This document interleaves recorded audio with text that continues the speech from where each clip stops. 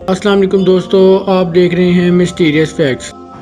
دوستو، اس دنیا میں خانہ کعبہ مسلمانوں کے لیے انتہائی معتبر ترین جگہ ہے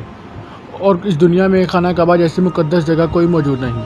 دوستو، سب سے پہلے مسٹیریس فیکٹس کے چینل کو سبسکرائب کر دیں اور ساتھ موجود بیل آئیکن کو پریس کر دیں تاکہ آپ ہر ویڈیو سے بخوبی واقف رہیں اور کوئی بھی اپڈیٹ مس نہ کر سکیں۔ تو چلیے شروع کرتے ہیں۔ خانہ کعبہ کے ارد گرد کئی ہزار سال سے ہر وقت ہزاروں لوگ طواف کرتے ہیں اور اس کی تصویر دنیا میں سب سے زیادہ شیئر ہونے والی تصاویر بھی ہے۔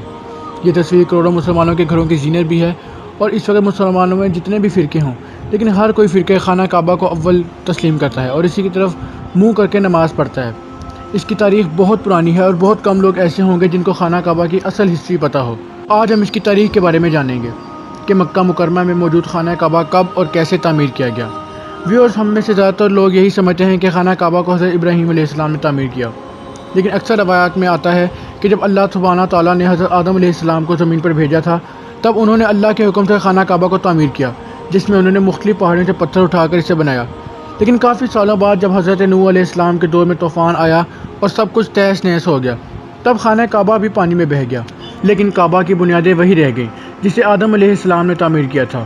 اس کے بعد حضرت ابراہیم علیہ السلام نے اللہ کے حکم سے دوبارہ اس کی تعمیر اپنے بیٹے حضرت اسماعیل علیہ السلام کے ساتھ مکمل کی۔ اس کے بعد اس کی تعمیر محمد صلی اللہ علیہ وسلم کے دور اقدس سے قبل ہوئی، جس میں قریش کے لوگوں نے قسم کھائی تھی کہ وہ لوگ خانہ کعبہ کی تعمیر صرف حلال کے پیسے سے کریں گے، اور اس وجہ سے اس کی چھت ادھوری رہ گئی کیونکہ وہ لوگ حلال کے پیسے سے اس کو مکمل کرنے میں ناکام رہے۔ اس کے بعد خانہ کعبہ کی تعمیر حضرت عبداللہ بن زبیر رضی اللہ تعالیٰ عنہ کے کہنے پر ہوئی۔ اس کے بعد آخری دفعہ حضرت عبداللہ بن مالک اور اس کے بعد آخری بار حضرت عبد المالک بن مروان نے حجاج بن یوسف کے کہنے پر کعبہ کو گرا کر اس پر دوبارہ عمارت قائم کی، اور جو کعبہ ہم آج دیکھتے ہیں یہ وہی تعمیر ہونے والا خانہ کعبہ ہے۔ دوستو، نبی اکرم صلی اللہ علیہ وسلم کے دور میں خانہ کعبہ کو مہینے میں 2 دفعہ کھولا جاتا تھا، جس میں کوئی بھی شخص اندر آ جا سکتا تھا، لیکن آج کے دور میں اس کو سال میں صرف 2 دفعہ کھولا جاتا ہے، جس میں مسلمانوں کے درمیان خاص شخصیات ہی اندر جا سکتے ہیں۔ کیا آپ جانتے ہیں کہ خانہ کعبہ میں پہلے 2 دروازے تھے، جس میں ایک دروازے سے لوگ اندر جاتے تھے جبکہ دوسرے دروازے سے باہر نکلتے تھے، لیکن آج اس میں صرف ایک دروازہ ہے جسے 1969 میں تقریباً 350 کلو خالص سونے سے تعمیر کیا گیا۔ اس سے پہلے یہ دروازہ چاندی کا ہوتا تھا۔ اسی طرح خانہ کعبہ میں بھی پہلے ایک کھڑکی تھی جسے 1969 میں بند کر دیا گیا۔ آپ نے کبھی سوچا ہے کہ حجر اسود ہمیشہ چاندی کے کوچ میں ہی کیوں ہوتا ہے؟ ویورز، کچھ لوگوں کا کہنا ہے کہ حجر اسود اماہد کی فوج کے ہاتھوں مارے گئے پتھر کے لگنے سے ٹوٹ گیا تھا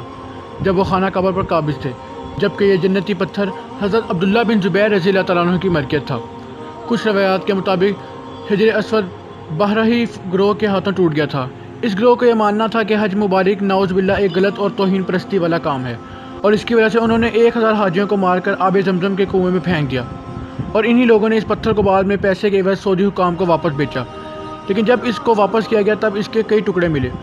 اور ان تمام پتھروں کو جوڑنے کا صرف ایک ہی حل تھا کہ انہیں چاندی کے سانچے میں رکھا جائے۔ روایات کے مطابق اس مقدس پتھر کے کچھ ٹکڑے آج بھی کہیں گم ہیں جو آج تک مل نہ سکے۔ دوستو، لفظ کعبہ کا مطلب کیوب ہوتا ہے، لیکن حضرت ابراہیم علیہ السلام کے دور میں اس کی ایک سائڈ گول تھی۔ جب قریش کے لوگوں نے کعبہ کی تعمیر حلال پیسوں سے شروع کی تب وسائل کی کمی کی وجہ سے انہوں نے اس کی ایک حصہ کو چھوڑ دیا، جسے بعد میں دوبارہ تعمیر کیا گیا اور اسے حتیم کہا جاتا ہے۔ ویورز، خانہ کعبہ کے عین اوپر عرش پر بھی ایک کعبہ موجود ہے جسے روایات میں بیت المعمور کہا جاتا ہے۔ نبی اکرم صلی اللہ علیہ وسلم نے معراج کا واقعہ سناتے ہوئے بتایا کہ جب انہوں کو معراج کے وقت بیت المعمور دکھایا گیا تب میں نے اس کے بارے میں حضرت جبرائیل علیہ السلام سے پوچھا تو انہوں نے بتایا کہ جس طرح خانہ کعبہ میں انسان اللہ کی عبادت کرتے ہیں اس طرح بیت المعمور میں روزانہ 70,000 فرشتے اللہ کی عبادت کرتے ہیں، لیکن جو دستہ ایک دفعہ بیت المعمور پر عبادت کے لیے گیا وہ وہاں کبھی دوبارہ نہیں آتا۔ مطلب یہاں پر ہر روز فرشتوں کے دستے عبادت کے لیے آتے ہیں، اور فرشتوں کی تعداد اتنی زیادہ ہے کہ جو دستہ ایک دفعہ آ جائے وہ دوبارہ کبھی بیت المعمور نہیں جاتا۔ ویورز، خانہ کعبہ کے دروازے کو کھولنے والی چابیاں سعودی حکام کے پاس نہیں ہیں، نہ ہی امام کعبہ کے پاس ہیں، بلکہ یہ چابیاں حضرت محمد صلی اللہ علیہ وسلم کے ایک صحابی کے خاندان کی آل کے پاس ہیں۔ فتح مکہ کے بعد آپ صلی اللہ علیہ وسلم کو مکہ کی چابیاں سونپی گئی، لیکن آپ صلی اللہ علیہ وسلم نے چابیاں اپنے پاس رکھنے کی بجائے بنی شیبہ کے خاندان کے عثمان بن طلحہ کے ذمہ کر دی۔ اس وقت سے لے کر آج تک تقریباً 1400 سال سے یہ چابیاں انہی کے خاندان کے پاس ہیں۔ آپ صلی اللہ علیہ وسلم کے فرمان کے مطابق یہ چابیاں بروز قیامت تک حضرت عثمان بن طلحہ کے خاندان کے پاس رہیں گی، بشرطے کوئی اعلی حکام یا شخص یہ چابیاں زور زبردستی سے نہ چھین لے۔ دوستو، بچپن سے لے کر ہر مسلمان بچہ کے دل میں ایک ہی بات اندر ہوتی ہے جو اسے اکثر تڑپاتی ہے کہ آخر خانہ کعبہ کے اندر کیا ہوگا، اس کے اندر کا منظر کیسا ہوگا، اس کے اندر آخر ایسی کیا چیز ہے جو ہمیں نہیں پتہ،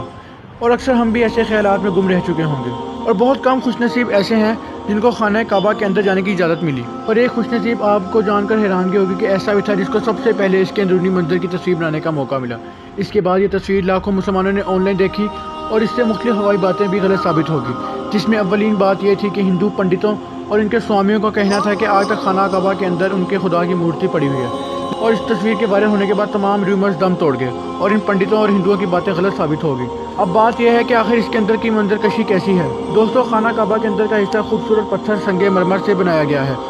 تو دوستو بتائیے آپ کو خانہ کعبہ کے انٹرسٹنگ فیکٹس جان کر کیسا لگا؟ دوستو اس میں یقیناً ایسی کئی باتیں ہوں گی جو آپ کو پہلے نہیں پتہ ہوں گی۔ دوستو جانے سے پہلے اس ویڈیو کو لائک کر دیں، کمنٹ کر دیں اور شیئر کر دیں۔